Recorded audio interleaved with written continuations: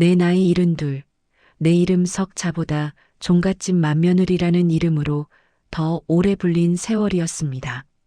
내 인생은 60년 세월을 묵묵히 지켜온 동네 어귀의 낡은 한옥 그 자체였지요. 삐걱거리는 대문을 열고 들어서면 가장 먼저 나를 맞던 것은 마당 한가운데 수호신처럼 서 있던 은목련 한 그루였습니다. 내가 시집 오던 해에 시아버지께서 심으셨다는 그 나무는 나와 함께 늙어가며 집안의 모든 역사를 지켜보았습니다. 봄이면 솜사탕 같은 흰 꽃을 피워온 동네에 향을 뿌렸고 여름이면 무성한 잎으로 마당에 그늘을 드리워 땀 흘리는 내게 쉼터가 되어 주었습니다. 아이들이 그 그늘 아래서 자랐고 남편은 그 나무 아래 평상에 누워 낮잠 드는 것을 가장 큰 낙으로 삼았지요. 그 나무 아래 검은 옹기들이 해를 향해 줄지어 늘어선 장독대는 내 인생의 가장 큰 자부심이자 성욕이었습니다. 매일 아침 동이 트면 밤새 맺힌 찬 이슬을 깨끗한 행주로 닦아주는 것으로 나의 하루는 시작되었습니다. 항아리 속 간장과 된장은 단순한 음식이 아니었습니다. 그것은 시어머니의 시어머니로부터 물려받은 100년 세월을 머금은 시간장에 나의 청춘과 정성을 켜켜이 부어 키워낸 우리 집안의 살아있는 역사였습니다. 장은 주인의 발소리를 듣고 읽는다는 시어머니의 말씀을 따라 나는 매일같이 장독대를 돌았습니다. 햇빛 좋은 날은 장맛이 더 깊어지라고 뚜껑을 열어 바람을 쐬어주고 굳은 비가 내리는 날은 빗물이 들어갈세라 처마 밑으로 옮기느라 굽은 허리가 더 휘었습니다. 그렇게 내 고단한 손길 아래 장들은 세월과 함께 깊어졌고 그 깊은 맛은 우리 집안의 모든 대소사를 묵묵히 지켜주었습니다. 그런 내게 아들놈이 효도라는 이름의 이별을 통보한 것은 남편의 3년상을 막 치른 지난 가을의 일이었습니다. 서울서 IT 회사 부사장으로 크게 성공한 아들은 더는 어머니를 이 넓은 집에 홀로 둘 수 없다며 낡은 한옥을 팔고 최신식 아파트로 들어가자고 성하였습니다. 어머니, 이제 불 떼고 무거운 장독 옮기는 고생은 그만하세요. 자식된 도리로 남은 여생 편히 모시는 게 제 소원입니다. 아들의 말은 구구절절이 옳은 말이었습니다. 이웃들마저 하나뿐인 아들 잘 둬서 말년에 호강한다며 부러워했으니 나는 더 이상 고집을 부릴 수가 없었지요. 이삿날 나는 장독대의 항아리들을 참아 버릴 수가 없어 가장 아끼던 작은 단지 몇 개의 시간장과 시된장을 조심스럽게 옮겨 담았습니다. 내 세월의 정수와도 같은 것들이었지요. 하지만 아들은 그것마저도 난색을 표하며 말했습니다. 어머니, 요즘은 백화점 가면 유기농으로 훨씬 더 좋은 거 많아요. 이런 건 냄새만 나고 새 집에 어울리지도 않습니다. 결국 평생을 함께한 장독들은 텅 빈 채로 옛집에 남겨졌습니다. 마지막으로 은목련 나무의 거친 몸통을 쓸어보는데 꼭 나처럼 뿌리째 뽑혀 어디론가 실려가는 기분이 들어 기어이 눈물이 터지고 말았습니다. 아들이 마련해준 30층짜리 주상복합 아파트는 모든 것이 낯설고 차가웠습니다. 현관문은 열쇠 대신 삑삑거리는 번호판으로 나를 맞았고 옹기 있던 안방의 목재 마루 대신 차가운 대리석 광택이 발바닥을 서늘하게 했습니다. 사방이 유리창이라 전망은 좋았지만 손바람만큼 기울어져 열리는 창문으로는 바람 한 줌 시원하게 들어오지 않았습니다. 아들은 집안 곳곳의 최첨단 기능들을 어린아이처럼 신이 나서 설명했습니다. 버튼 하나로 커튼이 열리고 말 한마디로 조명이 켜지는 세상. 하지만 내게는 그 모든 것이 나와는 상관없는 유리 상자 속의 전시품처럼 느껴질 뿐이었습니다. 가장 기가 막혔던 것은 부엌이었습니다. 아들은 시스템 에어컨보다 더 자랑스럽다는 듯이 거대한 양문형 냉장고 문을 활짝 열어 보이며 환하게 웃었습니다. 어머니, 이거 보세요. 유명 셰프들이 만든 밀키트부터 온갖 즉석국이며 반찬까지 가득 채워놨어요. 이제 손에 물 묻힐 일 없으실 거예요. 식사 시간 되면 로봇 청소기가 알아서 청소도 해줄 거고요. 냉장고 안에는 형형색색의 비닐 포장지들이 질서정연하게 줄을 맞춰 저를 바라보고 있었습니다.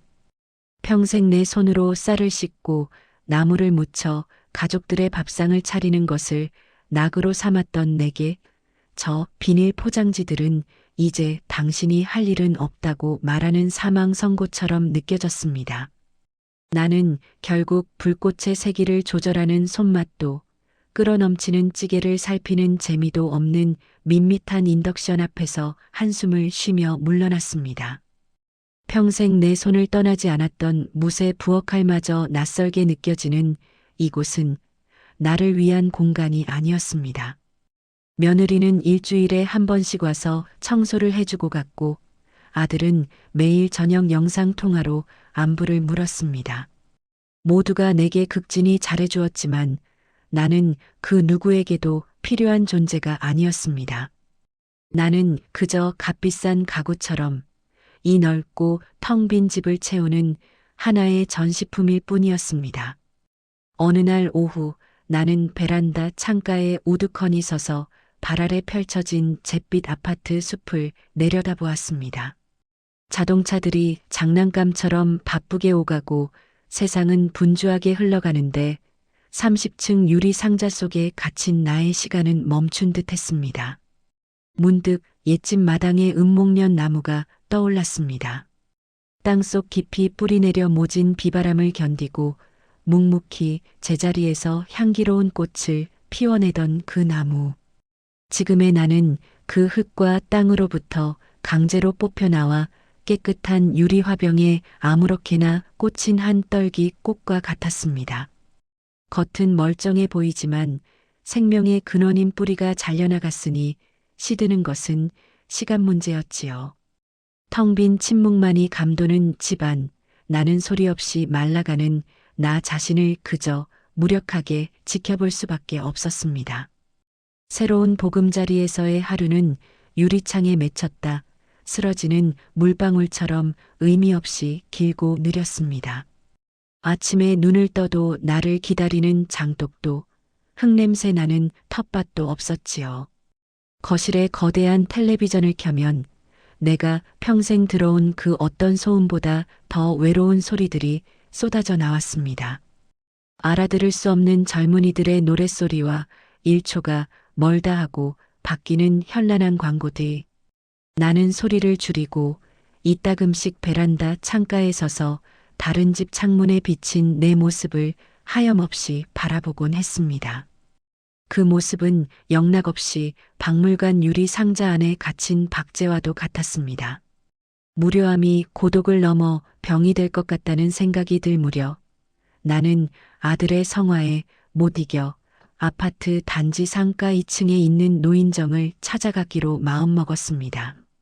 며느리가 사다 준 가장 고운 외출복으로 갈아입었지만 마음은 마치 처음 학교에 가는 아이처럼 두렵고 불편했습니다. 자동문을 열고 들어선 노인정 내부는 바깥의 고요함과는 전혀 다른 세상이었습니다. 찜질방처럼 후끈한 공기 속에는 퀴퀴한 커피 냄새와 파스 냄새가 뒤섞여 있었고 사방에서는 알아듣기 힘든 소음들이 고막을 때렸습니다. 쏴라 외치며 장기하를 내리치는 소리, 비풍 초똥 83, 알아들을 수 없는 구호를 외치며 화투패를 돌리는 소리, 그리고 한쪽 벽을 가득 채운 텔레비전에서는 목청껏 트로트를 부르는 노래 교실 방송이 한창이었습니다. 나는 그 요란한 활기 속에서 이방인이 된 기분으로 구석에 놓인 낡은 가죽 소파에 조용히 몸을 묻었습니다. 모두 즐거워 보였지만 어쩐지 그 무리에 섞이고 싶은 마음이 들지 않았습니다. 평생 누군가를 위해 밥을 짓고 집안을 돌보는 것으로 나의 존재를 증명해 왔는데 이제 와서 오로지 나의 즐거움을 위해 시간을 보내는 법을 나는 알지 못했습니다. 그때였습니다. 내 옆 소파에 한 할머니가 와서 조용히 앉는 것이었습니다. 단정하게 다려입은 옅은 회색 블라우스에 진주 귀걸이, 멀끔하게 빗어 넘긴 은발에는 세련된 기품이 서려 있었습니다. 편한 몸빼 바지나 운동복 차림이 대부분인 노인정의 다른 분들과는 확연히 다른 분위기였습니다. 그녀는 가방에서 작은 책 한 권을 꺼내 무릎에 올려두었지만 읽지는 않고 그저 멍하니 창밖의 놀이터만 바라보았습니다. 아이들의 제잘거리는 소리가 들려오는 창밖을 보는 그녀의 옆모습이 어쩐지 나와 닮아 보여 나는 조심스럽게 말을 건넸습니다. 날이 참 좋네요. 아이들 노는 모습 보니 옛날 생각도 나고요. 그녀는 나를 돌아보며 옅게 미소 지었습니다. 그 미소에 서린 쓸쓸함의 결이 나와 같다고 느꼈습니다. 그러게요. 이런 날은 다림질판 펴놓고 실크 블라우스 하나 다리기 딱 좋은 날인데 말이에요. 재봉틀도 아니고 다림질이라니. 나는 궁금함을 참지 못하고 물었습니다. 혹시 옷 만드는 일 하셨어요? 내 물음에 그녀의 얼굴에 순간 화색이 돌았습니다. 마치 오랫동안 잊고 있던 보물 상자를 열어보인 사람처럼 눈이 반짝였습니다. 네, 종로에서 엘리제 양장점이라고 40년 넘게 했어요. 내 손으로 직접 옷본 뜨고 가위질해서 세상에 딱 하나뿐인 옷을 만들어주는 게 내 일이었죠. 그녀의 이름은 김영희였습니다. 그녀의 말 한마디 한마디에는 자신의 일에 대한 깊은 자부심이 묻어났습니다. 그날 이후 노인정 구석의 낡은 소파는 우리 둘만의 지정석이 되었습니다. 우리는 시끄러운 트로트 소리를 배경음악 삼아 서로의 지나온 세월을 조용히 꺼내 보이기 시작했습니다. 영희 여사는 자신이 디자인했던 옷들, 허리가 유난히 가늘었던 여배우의 드레스, 까다로운 외교관 사모님의 정장 코트를 만들던 이야기들을 신이 나서 들려주었습니다. 나는 그녀의 이야기에 귀 기울이며 내 시간장과 시된장 이야기, 겨울이면 백포기식, 김장을 담가 동네 사람들과 나누어 먹던 이야기를 풀어놓았습니다. 우리는 서로의 지나온 세월 속에서 땀으로 새겨진 자부심을 발견하고 서로를 깊이 이해하게 되었습니다. 하지만 우리의 이야기는 늘 한숨으로 끝을 맺었습니다. 어느 날 영희 여사는 백화점에서 딸이 사준 비싼 원피스의 소매 끝을 만지작거리며 말했습니다. 이 옷, 어깨선이 조금만 부드럽게 떨어지고 허리선이 1cm만 올라갔어도 훨씬 날씬해 보일 텐데. 내가 직접 수선하면 금방이지만 딸애가 어머니, 이제 그런 힘든 일 하지 마시고 편히 사세요라며 말리니 답답할 노릇이죠. 그 말은 아들이 내게 했던 말과 똑같았습니다. 어머니, 이제 편히 쉬세요. 자식들의 그 지극한 효심이 우리를 얼마나 무력하게 만드는지 우리는 서로의 눈을 보며 깊이 공감했습니다. 한평생 무언가를 만들고 돌보고 완성해내는 기쁨으로 살아왔던 우리였습니다. 그러나 이제 세상은 우리에게 아무것도 기대하지 않았습니다. 그저 조용히 편안하게 주어진 시간을 소비하라고만 할 뿐이었습니다. 영희 여사가 무심코 내뱉었습니다. 가끔은 내 낡은 재봉틀이 창고 구석에서 우는 소리가 들리는 것 같아. 주인을 잘못 만나 먼지만 쌓여가면서 말이야. 그 말을 듣는 순간 나는 옛집에 홀로 남겨진 나의 장독들이 떠올랐습니다.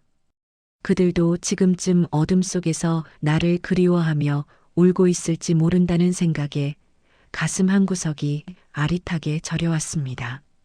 우리는 또 한 번 같은 무게의 깊은 한숨을 나누었습니다.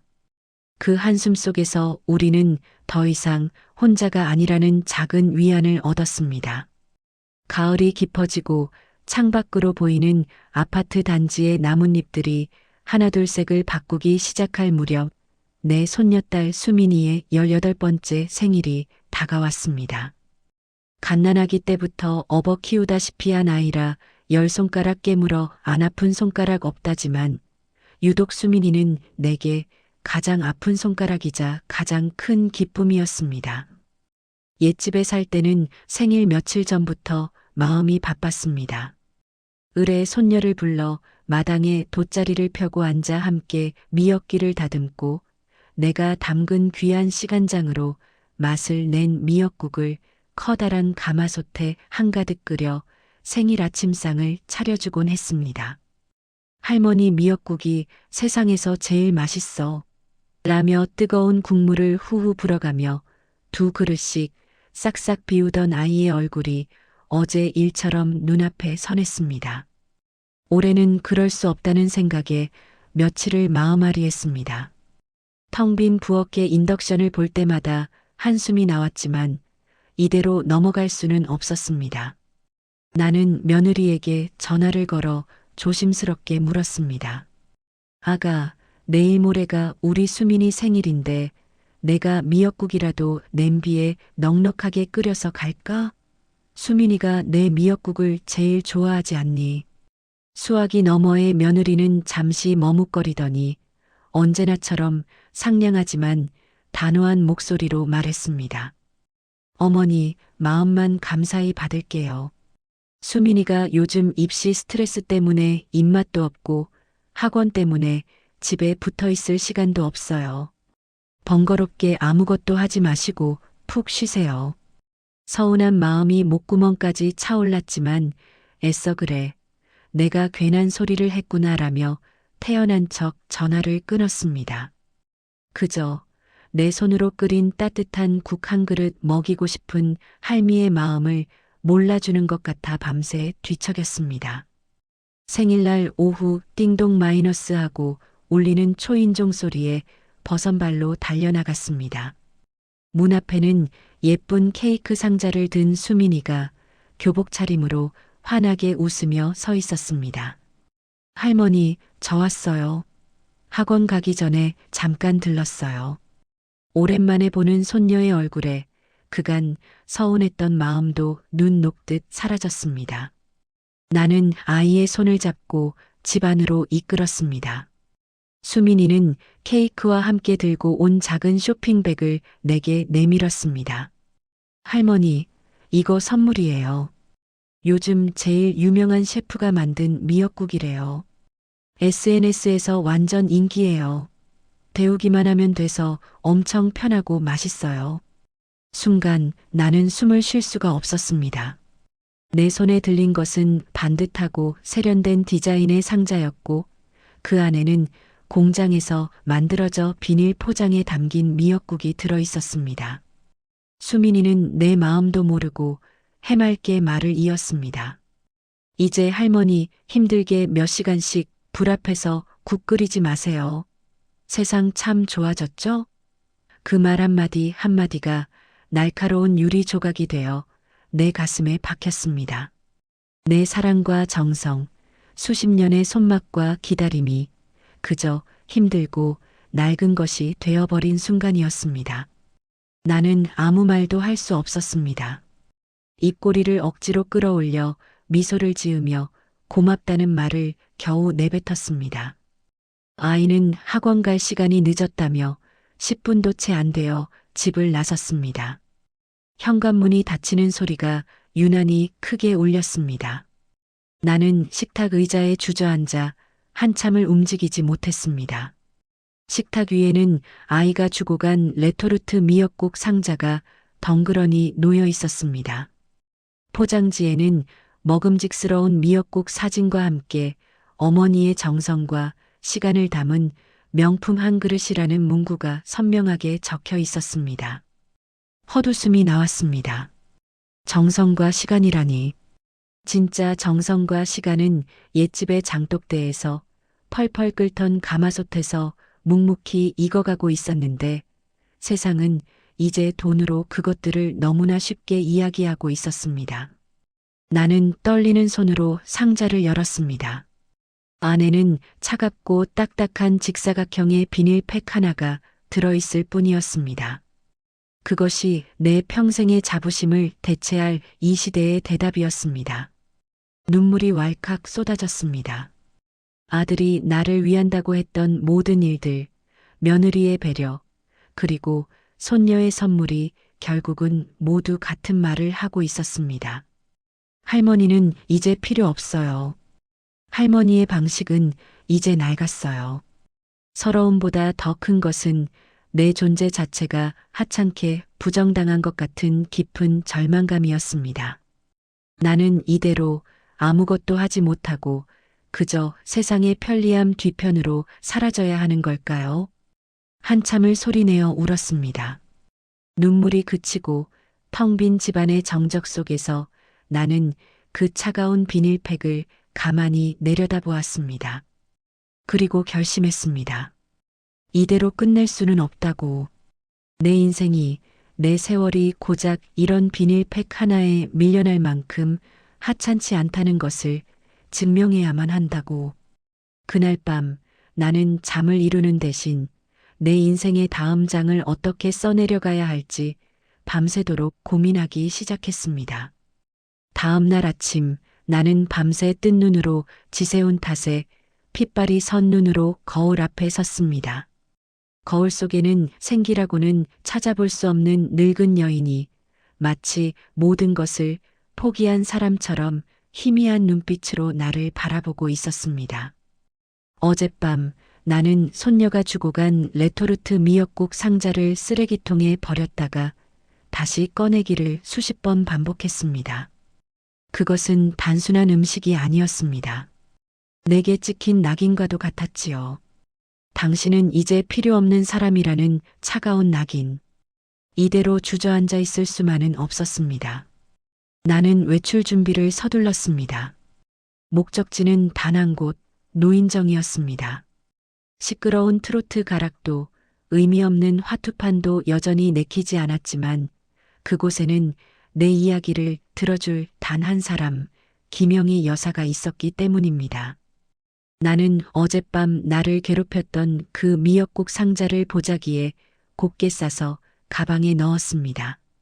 이것은 나의 패배를 증명하는 증거물이자 어쩌면 새로운 시작을 위한 선전포고가 될지도 모르는 물건이었습니다. 노인정 구석, 우리들의 지정석에 영희 여사는 먼저 와 앉아 있었습니다. 그녀는 내 얼굴을 보자마자 미간을 짚었습니다. 어머, 정숙 씨. 얼굴이 왜 이래? 밤새 나라 걱정이라도 한 사람 같네. 나는 말없이 가방에서 보자기에 싼 상자를 꺼내 그녀 앞에 테이블에 내려놓았습니다. 영희 여사는 의아한 표정으로 보자기를 풀었고 그 안에서 나온 세련된 포장 상자를 이리저리 살펴보았습니다. 나는 지난밤의 일을 뜬구름 잡는 사람처럼 횡설수설 털어놓기 시작했습니다. 손녀의 생일 이야기, 내 손맛이 담긴 미역국 대신 선물 받은 레토르트 미역국 이야기, 그리고 힘들게 끓이지 마세요라는 그 해맑은 말이 내 가슴을 어떻게 무너뜨렸는지. 내 이야기가 끝났을 때 나는 영희 여사가 나를 가엾다는 듯 위로해 줄 것이라 생각했습니다. 하지만 그녀의 반응은 내 예상을 완전히 벗어났습니다. 그녀는 상자를 한 손으로 밀쳐내더니 자리에서 벌떡 일어설 듯한 기세로 분노했습니다. 아니 세상에, 이게 지금 말이나 되는 소리야? 지 할미 시간장이 얼마나 귀한 건지도 모르는 것들이 고작 공장에서 찍어낸 국물 쪼가리로 효도를 해? 이건 정숙 씨 혼자만의 일이 아니야. 이건 우리 모두의 이야기라고. 그녀의 목소리는 작았지만 단단했고 그 안에는 장인이 자신의 기술을 모독당했을 때와 같은 서슬퍼런 분노가 서려 있었습니다. 그녀의 분노에 오히려 내 눈물이 먹고 정신이 번쩍 드는 기분이었습니다. 영희 여사는 다시 자리에 앉아 내 손을 꽉 잡았습니다. 정숙 씨, 울고만 있을 거야? 이대로 그냥 편히 쉬셔야 할 늙은이로 살 거냐고. 억울하지도 않아? 나는 고개를 저었습니다. 억울하다 못해 심장이 까맣게 타들어가는 것 같았습니다. 그럼 내가 뭘 할 수 있겠어. 다 늙어서 세상은 우리 같은 사람을 필요로 하지도 않는데. 내 말꼬리가 힘없이 흐려지자 영희 여사의 눈빛이 이상하게 반짝 빛났습니다.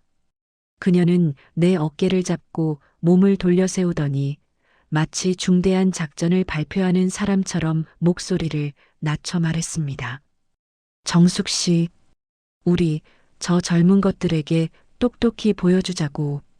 우리 손맛이, 우리 실력이 얼마나 위대한지. 우리 밥집 한번 해볼까? 밥집이라는 말에 나는 망치로 머리를 한 대 맞은 듯 멍해졌습니다. 영희 씨, 제정신이야? 우리가 어떻게 밥집을 해? 돈은 어디서 나고 장사는 아무나 하는 줄 알아? 우린 너무 늙었어. 내 머릿속의 모든 두려움이 목소리로 터져 나왔습니다. 하지만 영희 여사는 막무가내였습니다. 늙었다고? 아니, 우리의 기술은 지금이 전성기야. 이건 늙은 게 아니라 제대로 익은 거라고. 돈? 우리 평생 허리띠 졸라매며 모은 쌈짓돈 있잖아. 아들, 딸한테 손 벌리지 말고 우리 힘으로 한번 해보는 거야. 남은 인생 자식들 눈치나 보면서 시들어가느니 우리 이름 걸고 뭐라도 한번 저질러 봐야 하지 않겠어? 그녀의 목소리에는 두려움 대신 설렘과 확신이 가득했습니다. 평생 누군가의 아내, 누군가의 어머니로 살아온 내게 우리 이름으로라는 말이 낯설면서도 심장을 미친 듯이 뛰게 만들었습니다. 한 번도 내 인생의 주인이 되어본 적이 없었습니다. 늘 주어진 역할에 최선을 다할 뿐이었죠. 그런데 지금 영희 여사가 내게 새로운 길을, 나 자신의 길을 제안하고 있었습니다. 생각해봐, 정숙 씨. 우리가 차린 작은 밥집에서 구수한 된장찌개 냄새가 나고 사람들이 그 밥을 먹고 행복해하는 모습을 텔레비전이나 보면서 하루를 보내는 것보다 100배, 1000배는 낫지 않겠어? 영희 여사의 말은 한 폭의 그림처럼 내 눈앞에 선명하게 펼쳐졌습니다. 펄펄 끓는 뚝배기, 정갈하게 담긴 나물 반찬, 그리고 맛있다며 환하게 웃는 사람들의 얼굴. 잊고 있던 삶의 활기가 온몸에 핏줄을 타고 다시 흐르는 것 같았습니다. 두려움이 용기로 바뀌는 것은 한순간이었습니다. 나는 영희 여사의 손을 마주 잡았습니다. 내 손은 이제 밥 짓고 빨래하느라 거칠기만 했는데 그녀의 손은 여전히 바늘을 잡던 감각이 남은 듯 섬세하고 단단했습니다. 영희 씨, 정말 우리가 할 수 있을까? 그녀가 내 손을 힘주어 잡으며 환하게 웃었습니다.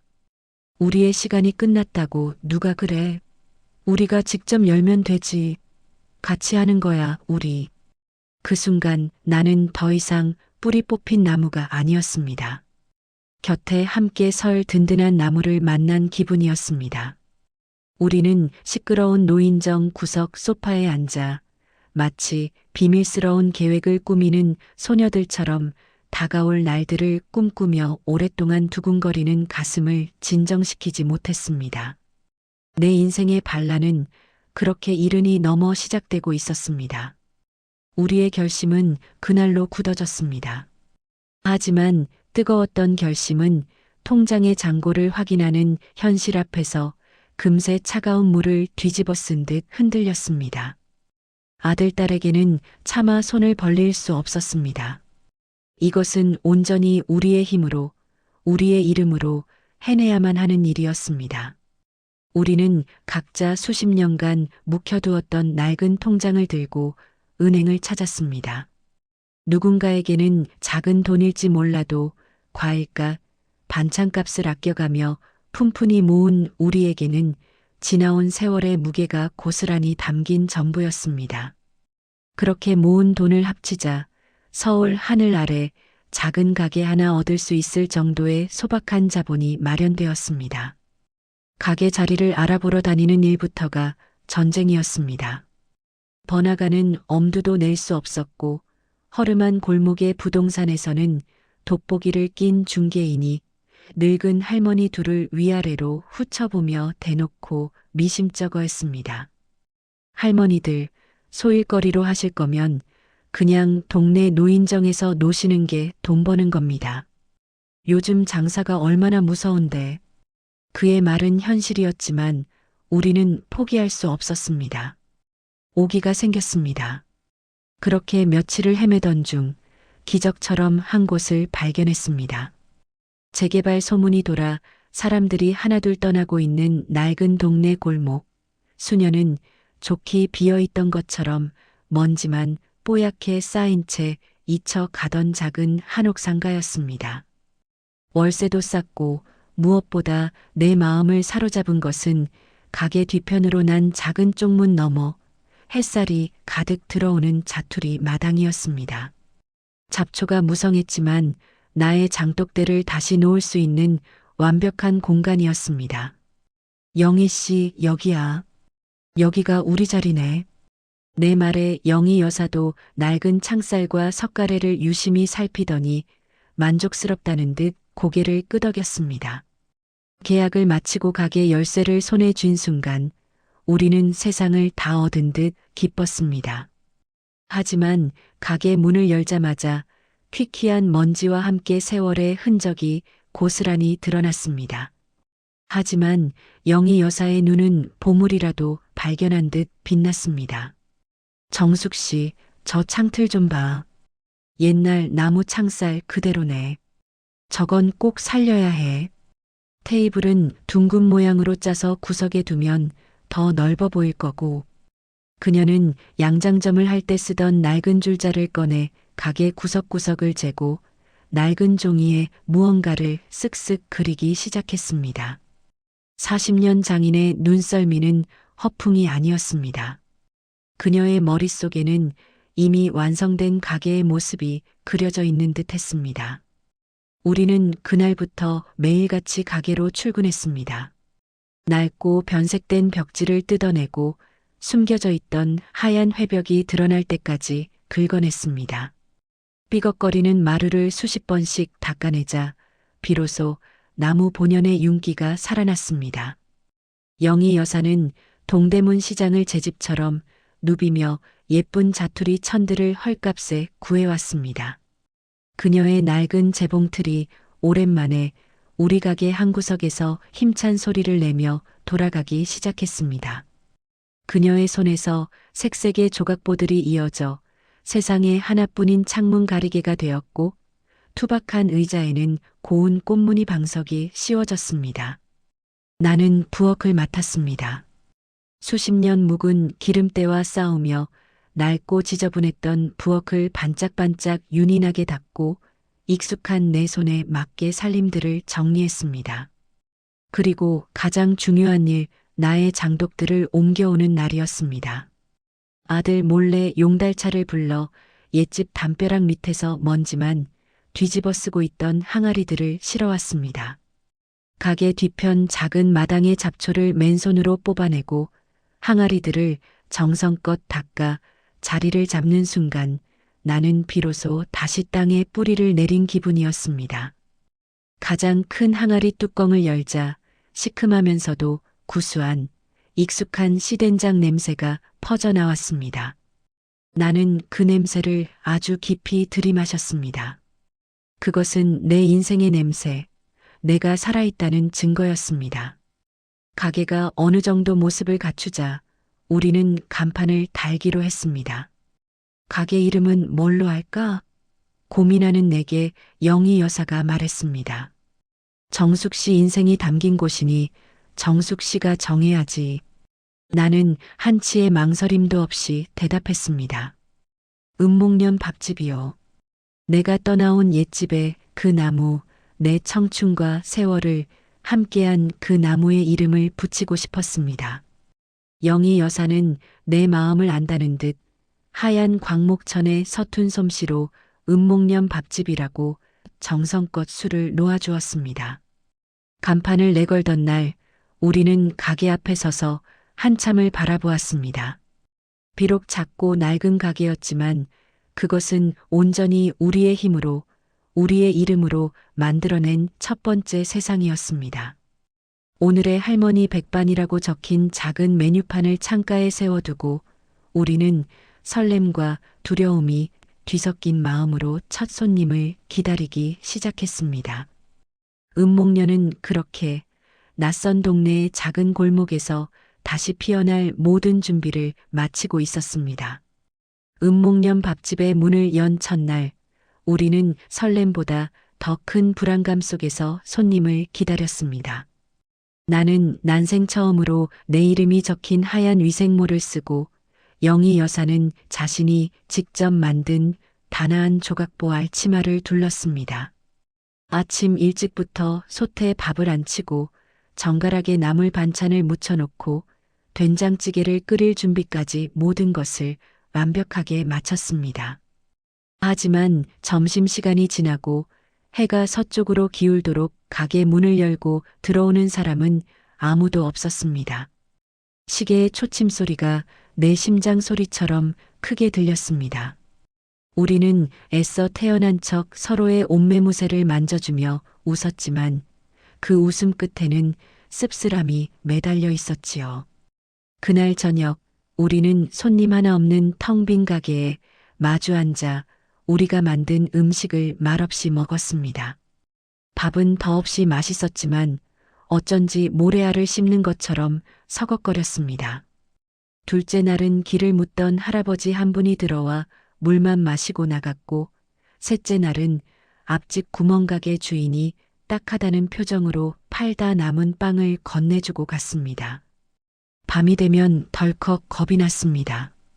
텅 빈 의자들을 바라보며 나는 영희 여사에게 조심스럽게 물었습니다. 영희 씨, 우리가 너무 겁없이 일을 저지른 걸까?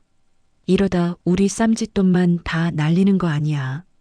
영희 여사는 꼿꼿한 자세로 창밖을 바라보며 대답했습니다. 정숙 씨, 명품 옷 한 벌 만드는데 몇 달이 걸리는 줄 알아? 진짜는 시간이 걸리는 법이야. 조급해하지 마. 그녀의 단단한 목소리에 흔들리던 마음을 겨우 다잡곤 했습니다. 변화는 우리가 거의 포기할 뻔했던 넷째 날 아주 작은 것에서부터 시작되었습니다. 그날도 나는 손님이 있든 없든 내 할 일을 해야 한다는 생각에 아침부터 커다란 가마솥에 된장찌개를 끓이기 시작했습니다. 화학 조미료 하나 없이 오로지 내 시된장과 멸치, 다시마로만 밤새 푹 우려낸 육수로 끓여내는 나의 자부심이 담긴 찌개였습니다. 보글보글 끓어오르는 찌개의 구수하고 묵직한 냄새가 낡은 한옥의 창살을 넘어 쥐 죽은 듯 조용하던 골목으로 퍼져나가기 시작했습니다. 점심시간이 조금 지났을 무렵이었습니다. 가게 문이 삐걱 소리를 내며 열리더니 안전모를 쓴 인부 두 분이 머뭇거리며 들어왔습니다. 할머니, 혹시 밥 돼요? 나는 벌떡 일어나 반갑게 그들을 맞았습니다. 그럼요, 어서 오세요. 나는 있는 힘과 정성을 다해 밥상을 차렸습니다. 갓 지어 김이 모락모락 나는 쌀밥, 뚝배기에서 뜨겁게 끓어오르는 된장찌개, 그리고 아침에 갓 무친 시금치나물과 파김치, 손두부 조림까지. 단출한 밥상이었지만 시장했던 두 사람은 허겁지겁 그릇을 싹싹 비웠습니다. 그리고 계산을 하며 투박한 손으로 엄지를 치켜 세웠습니다. 이야, 우리 엄마가 해준 밥보다 더 맛있네. 내일 또 올게요. 그 말 한마디에 그간의 불안과 서름이 눈 녹듯 사라졌습니다. 다음 날 그들은 동료 대여섯 명을 데리고 다시 찾아왔습니다. 그들이 또 다른 사람들을 데려오면서 은목련 밥집은 점심시간마다 동네 인부 아저씨들과 어르신들로 조금씩 붐비기 시작했습니다. 손님들은 화려한 음식 대신 정갈하고 깊은 맛이 있는 우리 밥상을 진심으로 좋아해 주었습니다. 할머니, 이 김치 어떻게 담그셨어요? 너무 시원해요. 된장찌개 국물이 정말 끝내줘요. 칭찬 한마디 한마디가 시들었던 내 마음에 자양분이 되었습니다. 그러던 어느 주말 오후였습니다. 커다란 카메라를 목에 건 젊은 아가씨 하나가 가게로 들어와 오늘의 백반을 주문했습니다. 그녀는 음식이 나오자마자 먹기 전에 연신 사진을 찍더니 밥을 한술 뜨고는 눈을 동그랗게 떴습니다. 음식을 다 먹고 나서는 내게 다가와 음식 하나하나에 대해 꼼꼼히 묻고 돌아갔습니다. 며칠 뒤 영희 여사의 딸이 호들갑을 떨며 전화를 했습니다.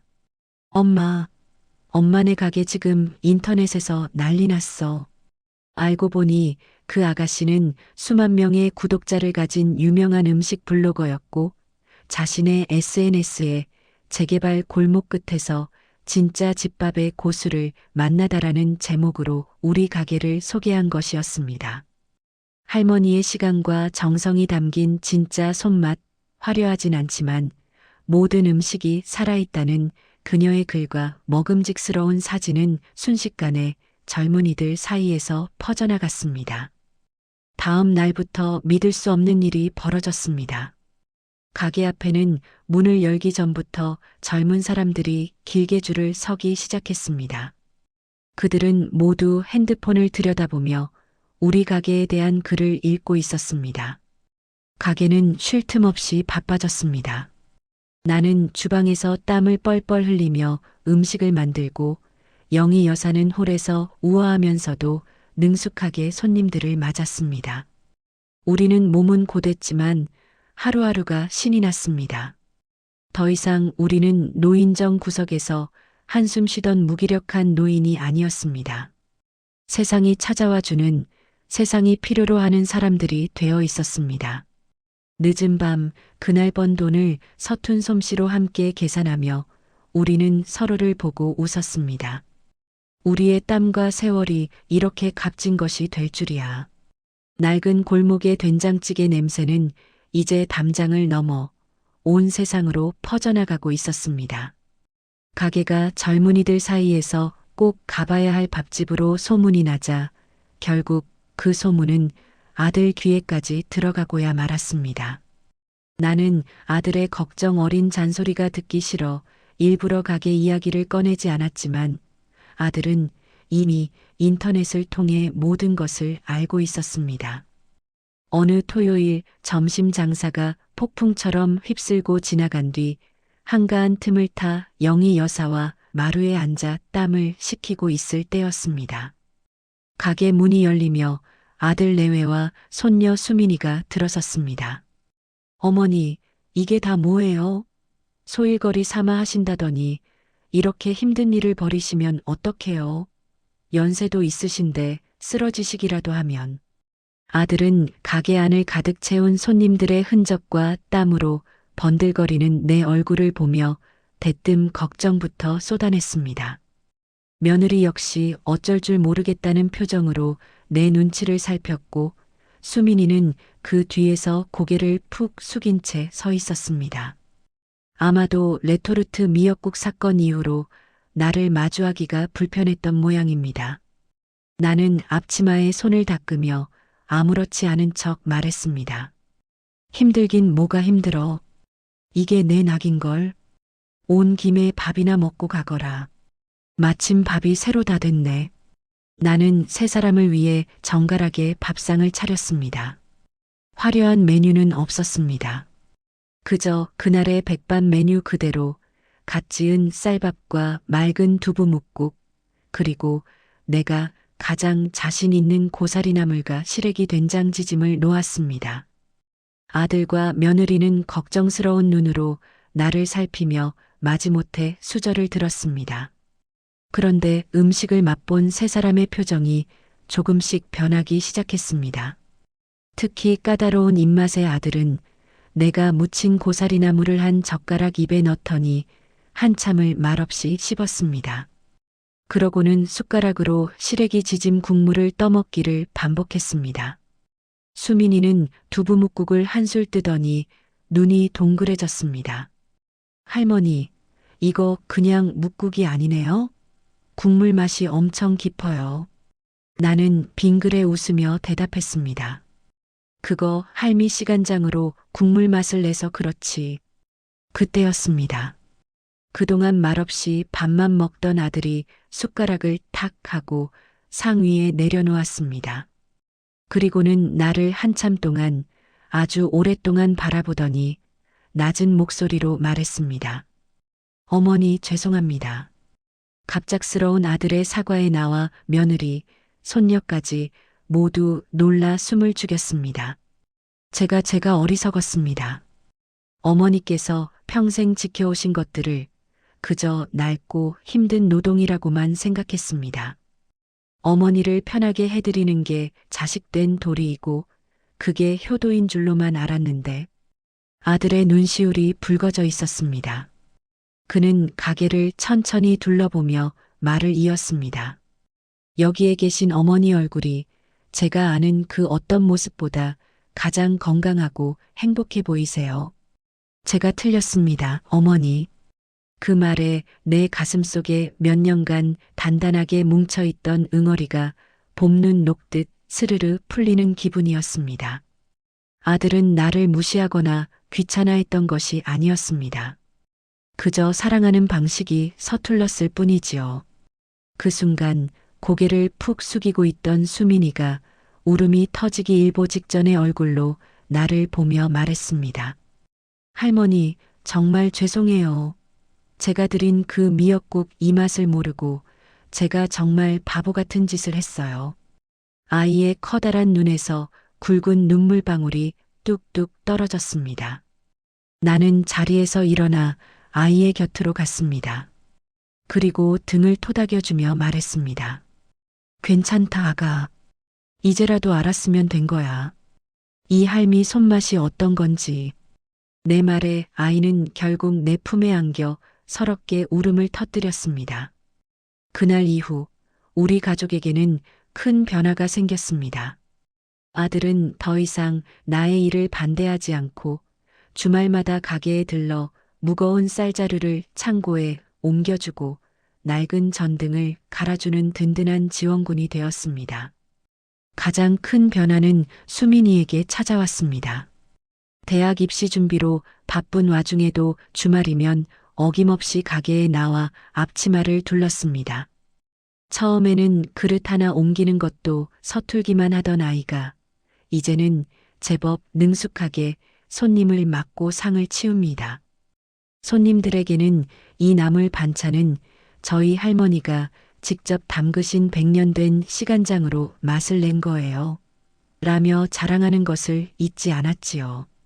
세대 간에 보이지 않던 벽이 나의 작은 밥상 앞에서 비로소 허물어지고 있었습니다.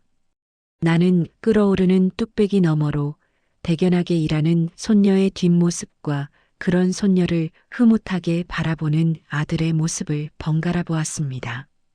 내 인생의 가장 소중한 것들이 비로소 제자리를 찾은 기분이었습니다.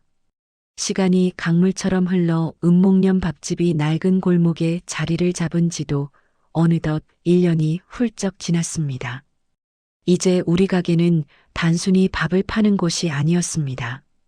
이 동네의 작은 심장과도 같은 곳이 되었지요. 매일 아침 동트기 전 내가 가게 뒷마당에서 장독 뚜껑을 열고 밤새 묵은 공기를 내보낼 때면 새벽 운동을 나선 동네 어르신들이 을에 담 너머로 인사를 건네십니다. 이 사장, 오늘 된장 냄새도 좋네. 그러면 나는 이따 숭늉 드시러 오세요. 라고 화답합니다. 우리 가게의 첫 손님은 늘 그분들입니다. 점심이면 인근 직장인들과 소문을 듣고 찾아온 젊은이들로 문전성시를 이루었고 저녁에는 혼자 사는 청년들이 하루의 고단함을 달래기 위해 찾아왔습니다. 그들은 약속이라도 한 듯 내가 차려준 따뜻한 밥상 앞에서 조용히 마음을 채우고 돌아갔습니다. 나는 그들의 텅 빈 그릇을 보며 내가 짓는 밥 한 그릇이 누군가의 허기진 배뿐만 아니라 지친 마음까지 채워주고 있다는 사실에 가슴 벅찬 보람을 느끼곤 했습니다. 나와 영희 여사의 하루는 동트기 전부터 시작되어 해가 지고 한참 뒤에야 끝이 났지만 단 하루도 고되다고 느끼지 않았습니다. 우리는 이제 눈빛만 봐도 서로의 생각을 알 수 있는 최고의 동업자이자 서로의 굽은 허리를 기댈 수 있는 인생의 동반자가 되었습니다. 그녀는 여전히 맵시 있는 옷차림으로 손님을 맞으며 가게의 품격을 높여주었고 나는 묵묵히 주방을 지키며 변치 않는 손맛으로 손님들의 마음을 사로잡았습니다. 영희 여사는 정숙 씨의 된장찌개는 예술이야라고 말했고 나는 영희 씨의 미소는 우리 가게의 보물이지라고 화답했습니다. 우리는 서로의 부족한 점을 채워주며 완벽한 한 팀이 되었습니다. 주말이면 가게는 더욱 활기가 넘칩니다. 수민이는 이제 어엿한 우리 가게의 마스코트가 되었습니다. 할머니의 레시피를 노트에 꼼꼼히 받아 적으며 나중에는 할머니 손맛을 전 세계에 알리는 요리사가 되겠다는 기특한 꿈을 이야기하기도 합니다. 아들과 며느리도 장사가 끝날 무렵이면 찾아와 설거지를 돕고 다 함께 가게 마루에 둘러앉아 늦은 저녁을 먹습니다. 밥상 위에서는 그날 있었던 소소한 이야기꽃이 피어납니다. 나는 그 모습을 보며 이것이 내가 평생 꿈꿔왔던 진짜 가족의 모습이 아닐까 생각합니다. 아들이 사준 30층 아파트의 넓고 텅 빈 식탁보다 기름때 낀 우리 가게의 작은 밥상이 몇백 배는 더 따뜻하고 충만했습니다. 얼마 전에는 한 방송국에서 연락이 왔습니다. 골목에 숨은 고수를 찾는 유명한 프로그램인데 우리 가게를 취재하고 싶다는 것이었지요. 영희 여사는 우리 이제 텔레비전에도 나오는 거냐며 소녀처럼 좋아했지만 나는 잠시 고민한 뒤 정중히 거절했습니다. 우리는 유명해지고 싶은 게 아니에요. 그저 매일 찾아오는 손님들에게 따뜻한 밥 한 끼 변치 않고 차려드리는 게 저희의 본분입니다. 영희 여사도 내 뜻을 이해하고는 고개를 끄덕였습니다. 우리는 더 이상 세상의 인정이나 관심이 필요하지 않았습니다. 우리를 필요로 하는 사람들을 위해 매일 밥을 짓는 지금 이 순간이 우리에게는 가장 큰 영광이고 행복이었습니다. 오늘도 나는 커다란 가마솥에 윤기가 흐르는 쌀밥을 안치고 장독대에 된장을 풉니다.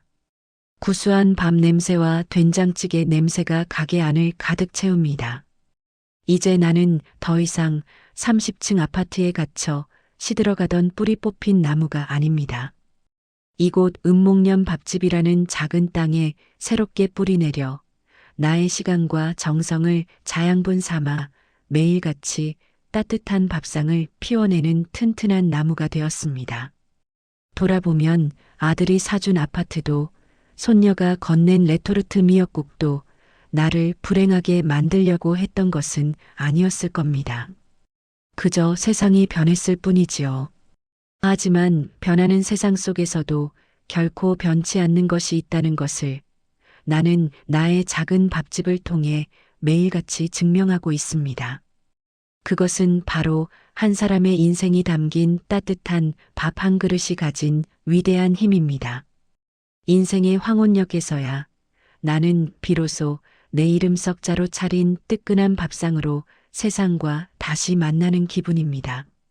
그리고 이 밥상이 누군가의 허기진 배뿐만 아니라 지친 마음까지 채워줄 수 있다는 사실에 더없이 행복할 따름입니다.